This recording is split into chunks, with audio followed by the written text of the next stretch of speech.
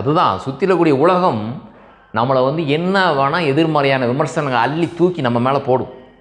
அதையெல்லாம் நம்ம காது கேட்காமல் இருக்கணும். ஏதோ ஒரு நல்ல விஷயம் சொல்கிறாங்களா அதுக்கு மட்டும்தான் நம்ம காது ஓப்பன் ஆகும்.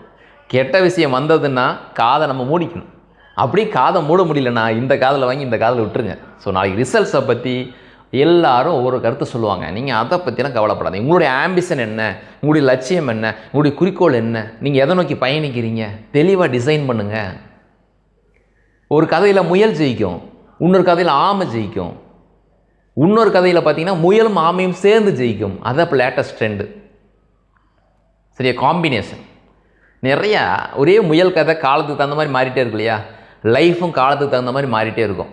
நிறைய ஆப்பர்ச்சுனிட்டிஸ் இருக்குது, நிறைய தேடுங்க. நீங்கள் எவ்வளோ தேடுறீங்களோ, எவ்வளோ தூரம் நீங்கள் நிறைய விஷயங்களை கேதர் பண்ணி ஒன்று நோக்கி போகிறீங்களோ, ஒரு இலக்கை நோக்கி போகிறீங்களோ அந்தளவுக்கு நீங்கள் வெற்றி அடைகிறது வாய்ப்பு நிறைய இருக்குது. ஸோ 10th ரிசல்ட் நாளைக்கு உங்களுக்கு ஒரு சிறப்பான ஒரு ரிசல்ட்டாக தான் இருக்கும். All the best. Thank you my dear students.